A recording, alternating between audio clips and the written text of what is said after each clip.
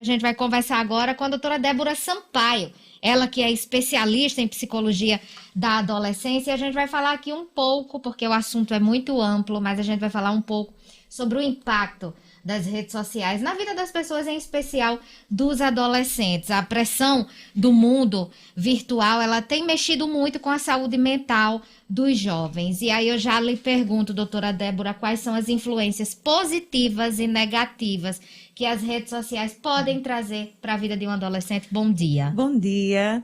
Bom, falar de rede social, né, é falar dessa adolescência contemporânea, dessa geração digital, essa geração de nativos digitais. Crianças e adolescentes que vêm crescendo e se desenvolvendo imerso às tecnologias da informação e da comunicação. E aí a gente já tem um primeiro ponto, né? Nós, adultos, não vivemos isso. Nós não temos parâmetros, né? Porque a adolescência, a maneira que a gente olha para a adolescência fala muito do que eu vivi ou não vivi na minha adolescência. Isso. E aí é onde gera muitos conflitos, né, entre pais e filhos. E hoje, então, não se fala, porque estamos diante dessa primeira geração de nativos digitais, né? Então, esse é um ponto que a gente precisa realmente, eu tenho chamado muita atenção dos pais, dos educadores, falar sobre isso, estudar isso. Os pais precisam conhecer essas ferramentas. Por quê? Porque a adolescência, gente, é sinônimo de vulnerabilidade. É uma vulnerabilidade neurobiológica. O nosso cérebro não está pronto. A área do cérebro responsável pelo controle dos impulsos, pela impulsividade, que é o córtex pré-frontal, só fica pronto por volta dos 20, 21 anos, né? Então, não adianta achar que é drama, que é exagero. É realmente uma vulnerabilidade E neurobiológica. é uma fase duradoura. Sim, sim. Para o Estatuto da Criança vai dos 12 aos 18, para a OMS dos 10 aos 19. E quando a gente fala de juventude, fala dos 10 aos 24. Não é à toa que hoje realmente assim o problema do suicídio, por exemplo, é um problema de saúde pública, né? É a segunda maior causa de mortes entre jovens de 15 a 29 anos. Então, a gente precisa sim falar sobre isso e falar com muita responsabilidade. E aí quando a gente fala de rede social, a gente está falando de um mundo que os nossos filhos estão dentro, é a realidade virtual, né? Não tem para onde fugir. Não né? tem para onde fugir e é uma terra sem dono, né? Se eu deixo meu filho, hoje um termo que a gente usa inclusive é de orfandade digital. Eles estão órfãos ali dentro naquele mundo digital, porque os pais acreditando que os filhos estão seguros dentro do quarto, teclando, né? Não tem um perigo externo, não tem um bandido, não tem ninguém que vai chegar e fazer Mas mal. não tem ideia daquele mundo que está ali dentro. Exatamente, que para a gente não existia e que para eles hoje é a realidade. E aí eu me preocupo muito, inclusive, com esse momento agora, pós-pandemia, né, onde a gente está saindo desse isolamento. A gente só vai ter uma real noção das consequências, né, desse excesso de telas, desse isolamento para as crianças e principalmente para os adolescentes agora. Porque, gente, a adolescência é sinônimo de socialização. A adolescência é um segundo nascimento, eu digo que é um segundo parto, né? É verdade. Porque quando nasce um bebê, ele sai do ventre da mãe e ele nasce para a família. O adolescente, ele sai da família, ele vai para o social, para o grupo. É muito isso E que aí, você está falando, que é realmente uma outra pessoa. Sim, por isso que os pais dizem, meu Deus, meu filho...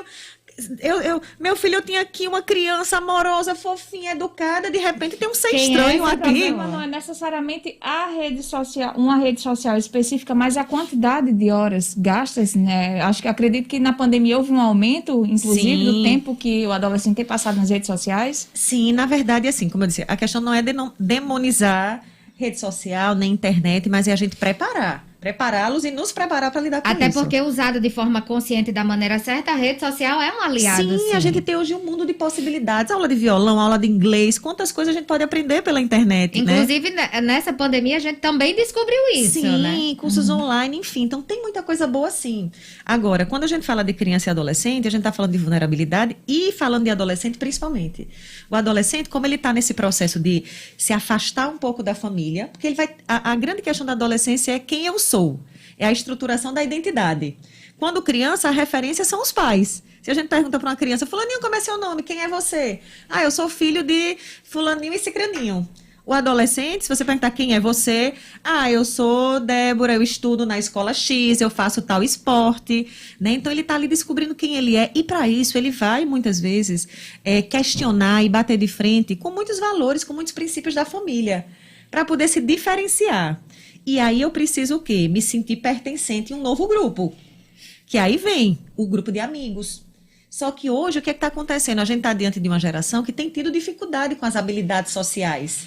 Eles estão tão isolados aqui no online que quando chega na hora do social, Não vamos sabe dizer, como agir. não sabem. Então, o que eu recebo de casos de transtornos de ansiedade, de timidez, de uma dificuldade, fobia social. Transtorno alimentar, que também. Também São muito. vários gatilhos, né, que pode ser despertado. É por isso que a gente fala sobre esse assunto com muita responsabilidade, né? Inclusive, a gente retomou esse assunto por causa do que aconteceu com o Lucas Santos, recentemente, que a gente acompanhou, como eu disse aqui na abertura do jornal, repercutiu mundialmente.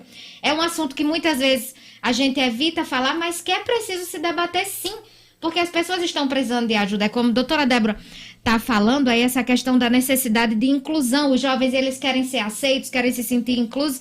E muita gente, muitas vezes, procura isso nos likes, né? Nas curtidas. E aí, eu já parabenizo vocês e chamo a atenção. A mídia, ela tem um papel primordial, né? O diálogo, ele pode ser uma forma de prevenção, sim. Porque junto do suicídio, normalmente, né, 90% dos casos se fala, né, que há um transtorno mental. Então, há um adolescente aí adoecido emocionalmente. Vocês não têm ideia do número de casos que eu acompanho de autolesão, né, de automutilação, do quanto que hoje é como se eles precisassem materializar a dor. É uma dor tão grande dentro que eles precisam materializar, colocar no corpo para aliviar. Só que o alívio também é muito rápido. E aí, depois que alivia, eu preciso encontrar outras maneiras. Por isso que se repete. Sim, é um outro tema, assim, seríssimo que a gente precisa falar, né? Então, assim, falar de suicídio é importante, com muita responsabilidade. E aí, eis a grande questão, né? A gente tá aqui no YouTube, já tem muita gente, nossos ouvintes perguntando. Tem um ouvinte aqui falando aqui, a Regiane Freitas está dizendo, tô amando esse tema, estou passando por isso. Aí, eis a grande questão. A gente começou a entrevista falando, né, que a nossa geração de pais não tem um parâmetro para lidar com esse adolescente, que, na verdade, essa coisa do celular, né, próximo, já começa na infância, né? Sim. Tipo, já hoje criancinha conectada e tal, e os pais muitas vezes ficam sem opção, ou enfim, trabalham, acabam dando celular para a criança. Começando na infância, qual é o que é que o pai pode fazer para tentar amenizar esse tempo gasto pelas crianças no celular, nas redes sociais? Olha, hoje tem um termo que algumas autoras utilizam, que é da intoxicação eletrônica. Nós temos uma geração de crianças intoxicadas eletronicamente, né? O que a Associação de Pediatria coloca é que esse contato, o ideal é que ele só aconteça a partir dos 2 anos de idade. Mas, gente, vamos lá para a realidade, né? É muito difícil. Eu tenho uns sobrinhos bebês, né? Minha irmã, por exemplo, meu sobrinho fez 1 ano agora, e ela é daquelas que luta para ele não, fácil, né? não botar um desenho, para não botar a galinha pintadinha, para ele não ver esse estímulo. Então, o que se coloca... A criança, ela já vai com o dedinho. O bebê, ele já sabe o dedinho onde vai. Exatamente. É então, assim, a gente precisa realmente evitar, o que eu digo muito para os pais, a gente precisa proporcionar, né, outras possibilidades de lazer, de interação, que não seja só a tela. Agora, é claro, a gente vive diante de uma realidade hoje em que os pais, né, trabalham o dia inteiro, chegam em casa já cansados, muitas vezes vão para os eletrônicos também. Também, né? Então, ou vão para o celular, ou vai botar um vídeo no YouTube, ou vai assistir alguma coisa, e a criança está ali no eletrônico, e a aí babá vai eletrônica, né? o hábito, né? Sim. Então, como eu coloquei, eu tenho muito cuidado com isso, de não apontar o dedo, de não buscar culpados, mas a gente precisa entender para buscar estratégias, né, de minimizar isso. E volto a dizer, a minha preocupação é muito agora, o que está por vir pós esse período, porque o que eu tenho escutado no meu consultório de crianças já de 8, 9 anos e adolescentes, Débora, eu tô com muito medo, porque eu não tô, essas aulas online, essa pandemia me deixou, eu não consigo mais aprender, eu não consigo mais estudar, eu tô com medo de voltar para o presencial, eu tô com medo de reprovar, né? Então, a pressão, né? Essa ansiedade, os medos, né? Tudo que foi vivido nesse período, o luto, as mortes, enfim. É muita coisa junto. Então, é um período que a gente precisa olhar muito para as nossas crianças e principalmente para os nossos adolescentes. Doutora Débora, é uma geração em que os pais estão cada vez mais ausentes e que a influência externa está cada vez mais presente. Como é que a gente pode fazer para os pais monitorarem esses filhos? Porque também é muito difícil. eles cercam as redes sociais, os aparelhos, de senhas, enfim, de infinitas dificuldades para que ninguém veja, para que ninguém tenha acesso. Qual a dica para o pai poder monitorar e também identificar os sinais? Quando é criança, não tem, realmente, primeiro que você tem que ter muito cuidado. Com que idade você vai dar um celular para uma criança? Né? Meu filho vive pedindo, meu filho tem 6 anos, mamãe, não tem maturidade para lidar com um eletrônico desse. Mesmo, verdade. Porque você bota, ele entra no Wi-Fi. Hoje ele já escreve. Antes de começar a escrever, aí uma vez eu dei o celular, quero ver. Aí ele apertou no Google, botou no microfonezinho e falou o que ele queria acessar. Então, só isso, viu? Então, vejam. 6 anos. 6 anos. Isso foi antes, ele tinha 4, eu acho, né? Então, vejam, a gente não pode achar que, porque não lê, porque não escreve, não vai ter. Eles vão lá no microfonezinho e falam e tem acesso, né? E eles descobrem, não é ninguém que ensina, não. Eles descobrem. Gente, eles observam tudo, são as anteninhas ligadas 24 horas ao nosso lado. Então, primeiro, eu acho que criança não é para ter celular. Né? Claro, aí vão baixar aplicativo, porque aí quando você entra no Wi-Fi desse da vida, você não tem acesso, ele já entra automaticamente. Então, uma coisa que hoje a gente fala muito, os pais precisam, como eu falei, conhecer. Na adolescência é mais delicado, porque entra a questão da privacidade, né? Até onde eu posso ir, até onde eu não posso ir. Então, voltando, criança, eu acho que a gente tem que ter muito cuidado. Baixa joguinho, se for um aparelho que tenha só jogos. Ok, jogos educativos, jogos que eu selecione, e mesmo assim ter muito cuidado com Wi-Fi, com a internet, porque eles vão lá, clicam e abrem, né? Adolescência é muita negociação. Gente, porque é tão cansativo lidar com adolescente. Demais. Porque criança, bebê, lembrem, é um segundo nascimento. Bebê é o cansaço físico. Acorda, chora, dá banho, tira cocô, dá peito, nanã. Adolescência é o cansaço mental. Porque eles cansam, eles vão testando, eles vão enfrentando. Então, é uma segunda prova de fogo, né? Mas nesse aspecto emocional e psicológico, né? Então, os pais precisam ter muita segurança, né? Dos seus valores, do que eles acreditam, mas, ao mesmo tempo, também escutar esses adolescentes. São combinados que precisam ser feitos, são negociações que precisam ser feitas. O que os adolescentes mais falam é, meus pais não me escutam. Eles não dão importância ao que eu falo. Tudo é besteira. Então, primeiro precisa a gente ouvir e validar o que eles estão falando. Porque na hora que eu escuto, aí, ok, meu filho, tudo bem, seus argumentos são esses, mas eu acredito, eu sou sua mãe. Porque você é chata. Meu amor, mãe é chata mesmo, aprenda. Mãe tem que ser chata, porque meu papel é educar. Então, olha, vai ser assim, vai ser assado, vamos combinar tal horário. Mãe, só um pouquinho. Tudo bem, vamos negociar. É muito do limite, né? Tem que ter o limite. Olha, eu digo muito, adolescência, a gente compara com um elástico. Os pais precisam ter essa elasticidade. Sabe o elástico? Quando a gente pulava elástico, que tem hora que esticava, que nem se mexia. É verdade. Tem que ser firme. E tem hora que a gente flexibiliza, a gente dá uma colher de chá, entendendo que os adolescentes, fisicamente, porque a gente olha para um adolescente, às vezes, um homão, um mulherão, é um adulto, tá pronto. Não. A cabeça é outra. É um corpo que às vezes está amadurecido, porém, emocionalmente, gente, vamos lembrar, eles estão vivendo tudo pela primeira vez. Eles se acham os donos da verdade, mas no fundo eles não têm repertório emocional, não têm experiência nenhuma. Eles estão vivendo o primeiro fora, eles estão vivendo o primeiro beijo, eles estão vivendo a primeira transa, eles estão vivendo todos os conflitos e cobranças dessa rede social, né? Que tem que ter um corpo perfeito, tem que ser assim, tem que ser assado. Exatamente.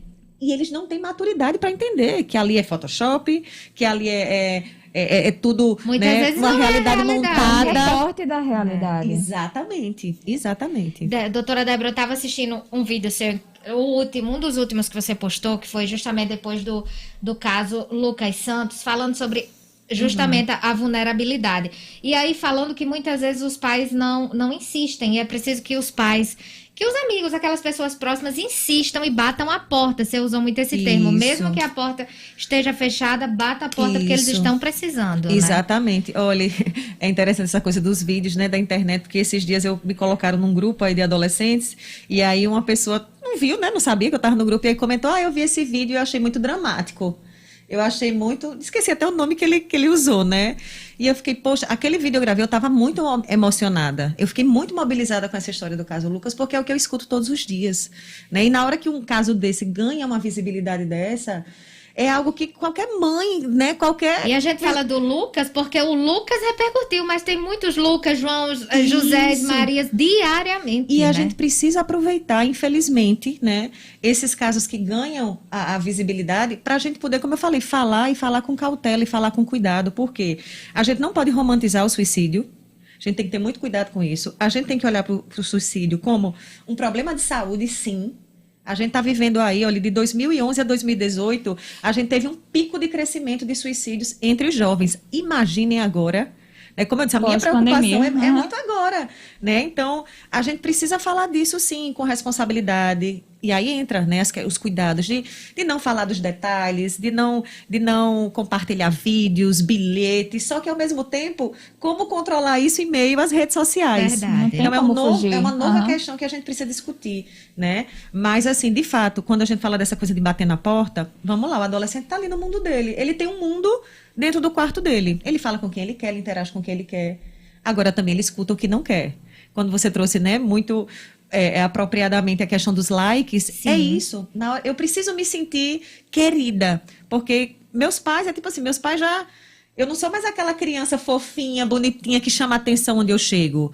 Vamos lá, a gente chega Não numa é o casa... centro das A gente atenções. chega numa casa que tem uma criança, ai, coisa linda, que bonitinha. A gente chega numa casa que tem um adolescente e faz, vixi, Ave Maria, aborrecente. Até porque a cara do adolescente já não é mais Exatamente, simpática, né? Aquela carinha de ranço, como eles dizem, né? Então, é como se eles perdessem, né, aquele embelezamento, aquela coisa. E aí eles precisam encontrar essa aceitação nos grupos. Onde estão hoje os grupos dos adolescentes? Aqui no celular. Os grupos de WhatsApp, os Instagrams, né? Eles têm não só os Instagrams que a gente vê, né? eles têm os YouTubers, Aham. eles têm os Dixes, eles criam Instagrams onde só os melhores amigos fazem parte, Sim. né, para compartilhar. Então, voltando para a questão da privacidade, né? A gente vai e volta essa história de bater na porta. Precisa haver muito combinado, mas a gente também tem hoje aplicativos de controle parental. Ou seja, são aplicativos que os pais podem sim. Porque na hora que eu vou dar o celular para o meu filho, tá aqui, meu filho, é o seguinte, a regra é minha. Tem esse aplicativo, vai ser tal hora, tal hora, tal hora. Tal... Volta para aquela questão do limite. Total. Que é preciso A gente ter. está falando muito nessa questão assim, preventiva, digamos assim, mas para aquele pai, para aquela mãe que está acompanhando agora o Jornal 96, que já está numa situação de desespero, está vendo que o filho, que perdeu o controle ali das rédeas, que o filho está extremamente agressivo, que você não consegue ter acesso ao que ele está fazendo, né, no celular. Aí, esse sinal de alerta aí ligado, o que é que esse pai e essa mãe pode fazer? Como eu falei, primeira coisa é conversa, né? Só que às vezes é como se o espaço da conversa se fechou. Uhum. Às vezes tem pais que dizem, eu não consigo mais falar com meu filho, porque... Né? Mas vamos recomeçar. A adolescência também é uma segunda chance. Por mais que, eu digo muito para os pais, gente, vamos deixar a culpa de lado. O que cada um fez, o que foi possível em Não cada tem momento mais da jeito, vida. né? Débora, porque quando criança eu trabalhei muito, não cheguei perto, agora estou distante. Ok, todo dia é dia de recomeçar. Meu filho, olha, realmente, eu estava distante, eu estava trabalhando, estava sobrecarregada, mas eu estou muito preocupada com você. Eu estou vendo você assim, assado, o que é que está acontecendo? Não. Então, vamos buscar ajuda profissional. Né? Hoje eu tenho conversado muito, tem um colega psiquiatra, a gente o tempo inteiro falando sobre isso, sobre tecnologia, dependência tecnológica. Aqui a gente ainda não tem muitos serviços, vamos dizer, específicos para isso. Fora do Brasil, até aqui em São Paulo, Belo Horizonte, já tem centros hoje só para tratar dessas questões ligadas à tecnologia. É muito importante. Dependência tecnológica, enfim. Então, primeiro conversa, né? Depois, pedir ajuda profissional. Às vezes, se eu não consigo enquanto mãe, será que tem uma tia que é mais próxima? Será que tem um amigo da família que consegue chegar mais junto? Porque pode ser que aquele adolescente esteja totalmente fechado para mim. Tem que tentar se aproximar de Ou, todas meu as filho, então formas. vamos procurar ajuda, vamos procurar um psicólogo. Olha, o psicólogo, porque aí a gente também tem que ter muito, porque às vezes quando vem dos pais, eu não vou, eles Já entram na tem, reatividade. Então, uma sugestão, se eu não estou conseguindo, vê alguém próximo da família, que possa chegar junto, que possa conversar, ou até algum amigo. Se aproximar dos amigos também, Sim, saber E dos quem pais são. dos amigos. Era aí onde eu ia chegar, nos pais dos amigos, porque, lembre, como eu estou me diferenciando da minha família, às vezes tudo que minha mãe faz, tudo que meu pai faz é péssimo, né? E aí eu digo muito para os pais, não levem para o lado pessoal.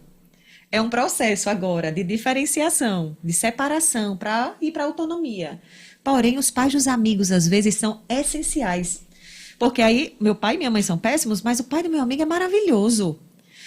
E aí eu tô na casa do meu amigo, e às vezes é essa mãe que É consegue aquela chegar coisa da perto. grama do vizinho, sempre é mais Sempre. Eu digo muito, um lugar precioso para conversar com os adolescentes. Dentro do carro, minha gente.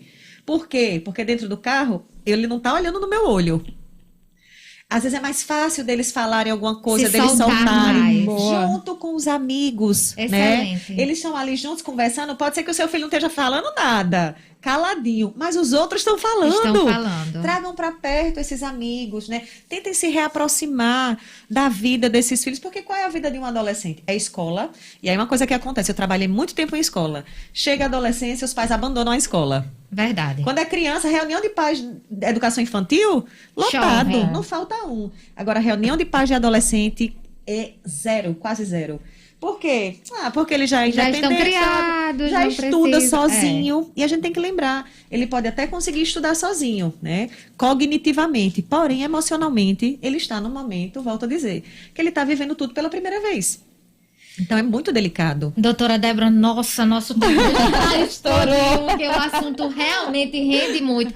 Mas só para a gente finalizar aqui, um ouvinte, o Ney Douglas, ele está elogiando a entrevista, chamando a atenção para a importância do assunto e falando da Lei Lucas Santos, né? E ele Sim. dizendo que acha que deveria se estender a proibição dos aparelhos smartphones nas escolas. O que é que a senhora acha? E só um adendo aqui, a Kelly Sampaio falou, não tem relação com a lei, mas ela está falando aqui, com a filha dela de 8 anos, né, o Android tem o Family Link, que só Isso. baixa aplicativo com minha autorização, inclusive a visualização de vídeo do YouTube. É interessante porque são aplicativos que nem sempre são conhecidos. É como eu coloquei, são os aplicativos de controle parental, né? São aplicativos, Family muitos Link. celulares já vêm, né? Digamos, eu tenho um celular que eu já conecto com o do meu filho, e aí eu posso selecionar, eu posso filtrar palavras que ele não pode ter Bem acesso, interessante. né? Perfeito. Então, gente, isso é extremamente necessário. E coisa que muita gente não sabe, né? Exatamente. Então, vamos procurar ajuda do técnico lá de informática, vamos pesquisar,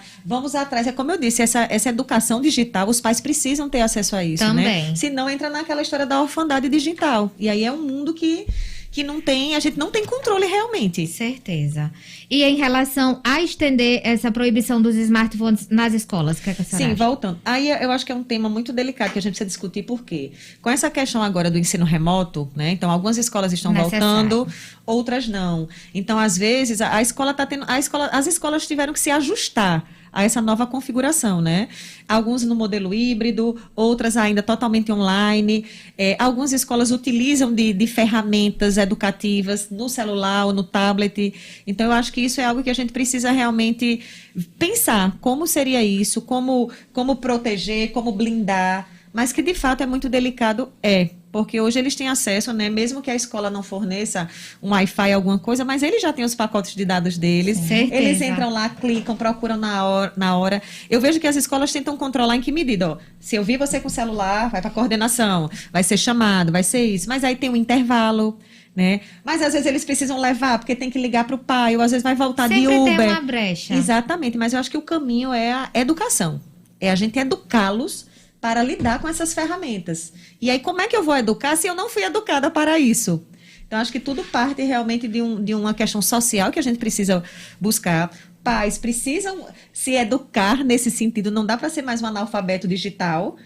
E aí a gente poder tentar trabalhar realmente essa geração com esses acordos, com essas conversas, né? Até às vezes pedir para ele ensinar, né? Enfim, então são questões que a gente precisa realmente levar para uma discussão mais abrangente. Mais ampla. Doutora Débora, muito obrigada por sua participação aqui. Que entrevista maravilhosa. São assuntos que realmente a gente precisa conversar, debater diariamente, porque é a realidade de muita gente e que causa muito desespero também. Isso, eu parabenizo vocês, porque como eu disse, falar dessas temáticas, falar de suicídio, é tabu, não pode falar, não, a gente precisa tem falar. que Vejam falar. como tem tanta coisa Precisamos correlacionada. debater. Tem que falar. Né? De uma forma responsável, o diálogo tem que ser uma estratégia de E que começa em algo prevenção. tão pequeno, né? Isso, e parabenizo vocês, o que precisarem eu estou à disposição. Eu digo que eu sou hoje uma ativista da adolescência, eu me preocupo muito, é o que eu lido diariamente, né? Desde sempre a minha trajetória esteve ligada aos adolescentes na escola, no meu mestrado, tudo, e eu me preocupo demais. Então, estou aqui à disposição para a gente falar dessas temáticas tão importantes e pertinentes. Doutora Débora Sampaio está sempre no Instagram aí, fica o convite para seguir O Instagram dela tem muitos vídeos que ajudam a gente no dia a dia. Eu tenho um sobrinho adolescente e tô lá aprendendo diariamente, porque é muito importante. É como ela disse aqui, usou um termo que é a realidade. É um novo nascimento. E é mesmo. E é mesmo. Muito obrigada mais uma vez, doutora Débora, e parabéns por sua atuação. Obrigada. Obrigada. Bom dia. E até a próxima, porque a gente ainda vai falar muito nesse assunto. Vamos sim. Obrigada mais uma vez.